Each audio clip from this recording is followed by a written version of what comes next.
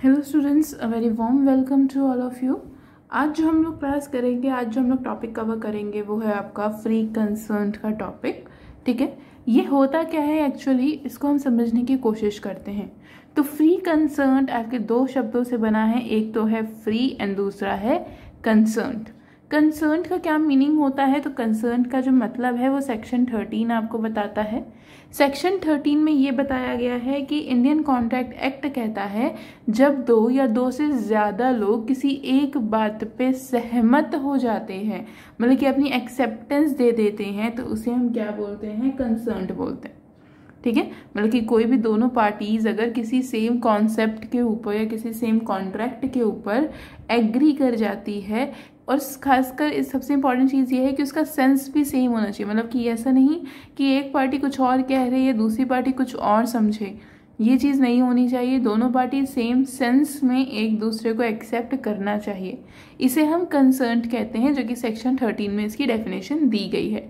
अब आता है कि फ्री कंसर्न्ड क्या होता है। फ्री कंसर्न्ड का मतलब है जब दोनों पार्टी किसी बात पे एग्री तो करती ही है, लेकिन अपनी मर्जी से करती है। मतलब कि कोई इंसान है, कोई थर्ड पार्टी उसके ऊपर दबाव नहीं डालता, उसके ऊपर प्रेशर नहीं डालता कि वो किसी तरह के अपने डिसीजंस को चेंज करे। तो फ्री कंसर्न्ड का जो टॉपिक है, जो डेफिनेशन है, ये सेक्शन 14 के अकॉर्डिंग बताया गया है। कहता है कि concerned given to any agreement should not be forceful और should not be given due to unfair means. Concern should not be due to any pressure put on the acceptor. मतलब कि अगर कोई पार्टी अपना कंसर्न रखती है या अपनी इच्छा जाहिर करती है, तो उसके पीछे किसी भी तरह का फोर्सफुल एक्टिविटी नहीं होनी चाहिए, जोर ज़बरदस्ती नहीं होनी चाहिए, कोई माल प्रैक्टिस या अनफेयर एक्टिविटी नहीं की जानी चाहिए। मतलब कि कुल मिला के एक्सेप्टर के ऊपर किसी भी तरह का हमें प्रेशर नहीं देना है। ये कॉन्सेप्ट फ्री कंसर्न के अंदर बताया जाता है।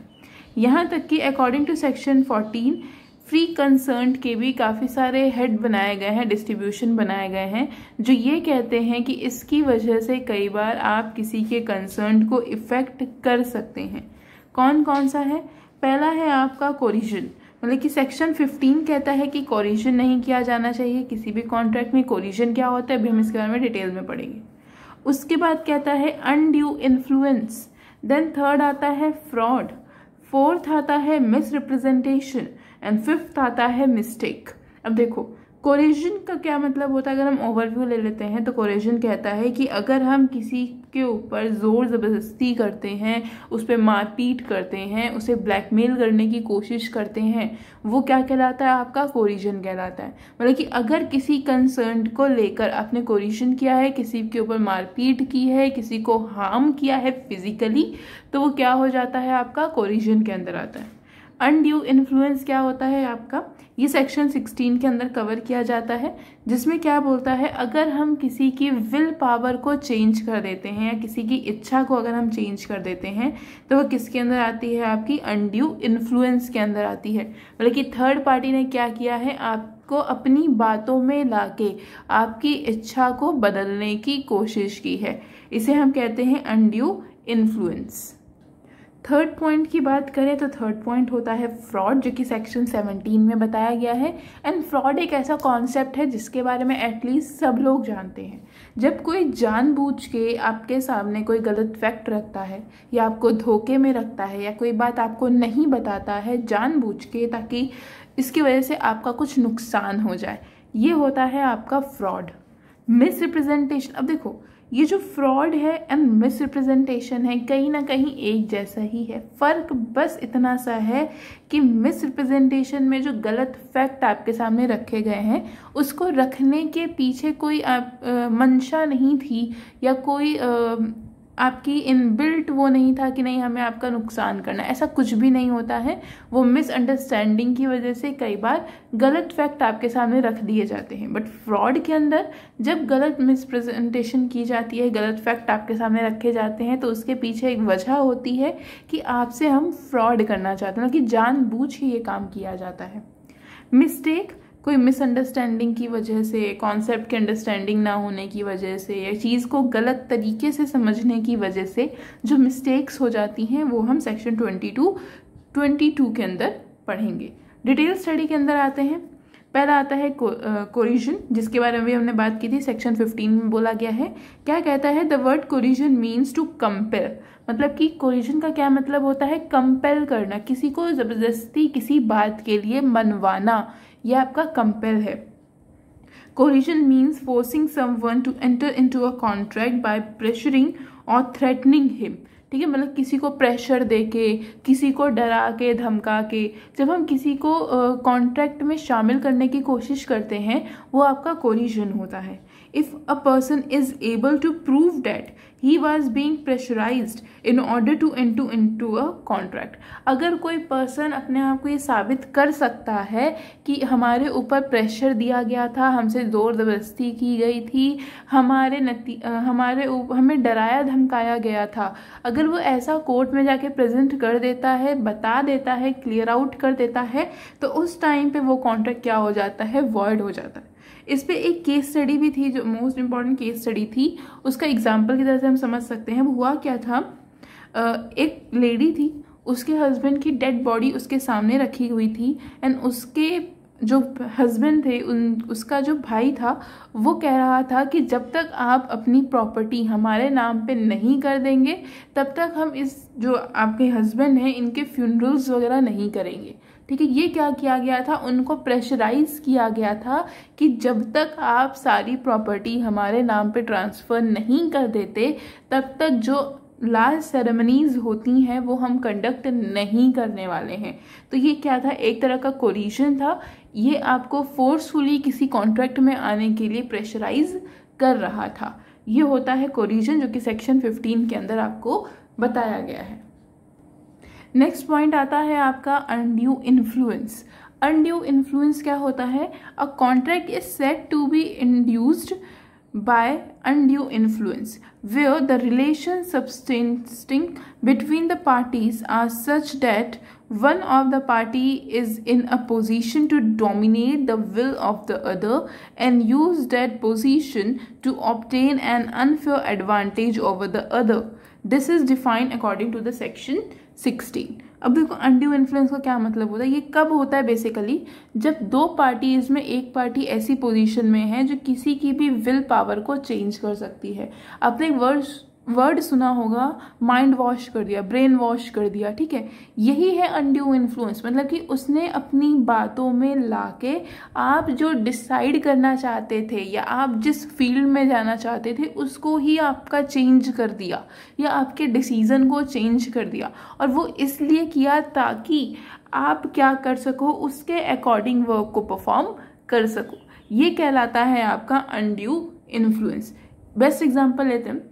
हो सकता है आपने सोचा हो कि किसी भी वजह से हम इस कोर्स में जाना चाहते हैं, बट आपके बड़े भैया लोगों ने या आपके फ्रेंड्स ने या आपके रिलेटिव, स्पेशली रिलेटिव्स ने आपकी विल को ही चेंज कर दिया कि नहीं, अच्छा हम लोग साथ में चलेंगे, इस फील्ड में जाते हैं, इस कॉलेज में जाते हैं, भले ही वो कॉलेज आपका जैसा भी हो। ये कहलाता है आपका अनड्यू इन्फ्लुएंस। ठीक है, मतलब कि बातों आपके ऊपर कोई जोर जबरदस्ती नहीं की है, ना आपके ऊपर हाथापाई वगैरह कुछ किया गया है, ना तो आपको कोई प्रेशर डाला गया है, ना ही आपको ब्लैकमेल किया गया, बट आपसे बात करके ही आपकी विल पावर को हमने क्या कर दिया? चेंज कर दिया। ये कहलाता है अनड्यू इन्फ्लुएंस। ये भी किसी भी तरह के कॉन्ट्रैक्ट में होने की वजह से वो कॉन्ट्रैक्ट वॉइड हो जाता है, मतलब कि कानूनी नज़र में गलत साबित हो जाता है। नेक्स्ट आता है फ्रॉड। ये आपको सेक्शन 17 के अंदर बताया गया है। क्या कहता है फ्रॉड के अंदर? The term fraud means a false representation of fact made by a party wilfully with an intention to deceive the other party. अब देखो, अगर हम किसी पार्टी के सामने जानबूझ के, मतलब कि इंटेंशनली कोई हम गलत फैक्ट प्रेजेंट करते हैं जिसके पीछे हमारा सिर्फ और सिर्फ ये मकसद है कि वो पार्टी डिस्ट्रॉय हो जाए या उस पार्टी का नुकसान हो जाए, तो ये आपका क्या कहलाता है? फ्रॉड कहलाता है। और किसी भी कॉन्ट्रैक्ट में अगर फ्रॉड एक्टिविटी होती है, फ्रॉडुलेंट एक्टिविटी होती है, तो उस कॉन्ट्रैक्ट को हम क्या कर देते हैं? आपका वॉइड डिक्लेयर कर देते हैं। नेक्स्ट पॉइंट आता है आपका मिस रिप्रेजेंटेशन। ये आपका सेक्शन 18 टू सेक्शन 19 में बताया गया है। Misrepresentation can be split into two words, that is mis and representation. In order to understand this meaning it is the better way. अब देखो, मिस रिप्रेजेंटेशन को दो अलग पार्ट में बांटा गया, एक है mis and then next word है रिप्रेजेंटेशन। रिप्रेजेंटेशन का क्या मतलब होता है, किसी चीज़ को प्रेजेंट करना, एंड मिस रिप्रेजेंटेशन में क्या हो जाएगा, किसी चीज़ को गलत तरीके से प्रेजेंट करना। ठीक है, misrepresentation is a representation that is untrue. An untrue statement can be either willful with intent to deceive or innocent. Under Indian Contract Act, willful representation is termed as fraud and innocent representation of untrue statement is misrepresentation. अब देखो क्या हुआ, misrepresentation भी दो तरीके से होता है, या तो जानबूझ के किया जाएगा या फिर अनजाने में कोई काम हो जाता है। अनजाने में हमने गलत फैक्ट लिख दिए, जैसे कि आपको एंट्री करनी थी 10 लाख की, आपने 10,000 की एंट्री कर दी। अब इस तरह की एंट्री करने के भी दो तरह की रीजंस हो सकते हैं, या तो आपने जानबूझ के 10 लाख को 10,000 में कन्वर्ट किया है, ठीक है, या फिर गलती से आपसे मिसरिप्रेजेंटेशन हो गया, आपको इसके बारे में कोई आइडिया ही नहीं था। अगर आपने जानबूझ के किया है तो वो फैक्ट इंडियन कॉन्ट्रैक्ट एक्ट में फ्रॉड के अंदर चला जाता है। लेकिन अगर कोई एक्टिविटी इनोसेंस में हुई है, आपके जानकारी में नहीं है, तो वो आपकी मिसरिप्रेजेंटेशन में आ जाता है। तो चाहे आप फ्रॉड एक्टिविटी करें या मिसरिप्रेजेंटेशन करें, दोनों टर्म्स में आपका जो कॉन्ट्रैक्ट है वो वॉइड डिक्लेयर कर दिया जाता है। लास्ट आता है आपका मिस्टेक, जो कि सेक्शन 20, 21 एंड 22 के अंदर दिया गया है। अब सेक्शन 20, 21, 22 मतलब कि 3 सेक्शन में से मिस्टेक्स के बारे में बताया गया है। तो इन तीनों में मिस्टेक कितनी तरह की हो सकती हैं उनके बारे में बताया गया। फिलहाल हमें ऑब्जेक्टिव पेपर है तो इतना डिटेल में भी जानने की ज़रूरत नहीं है, सिर्फ ऊपर से हमें मीनिंग समझ में आना चाहिए। द मेन चीज़ है या मोस्ट इम्पॉर्टेंट चीज़ है आपके लिए, दैट इज सेक्शंस। सेक्शंस आपको पता होने चाहिए। तो मिस्टेक क्या होती है, mistake is a misconception or misunderstanding or misimpression or erroneous believe about something when a person who intend to do something but by misunderstanding does something else is said to have committed a mistake। अब देखो होता क्या है, आपको करना कुछ था, आपको बोला कुछ गया, आप समझ कुछ और गए और उसकी वजह से आपने कोई और ही एक्टिविटी कर दी, डेट इज कॉल्ड मिस्टेक।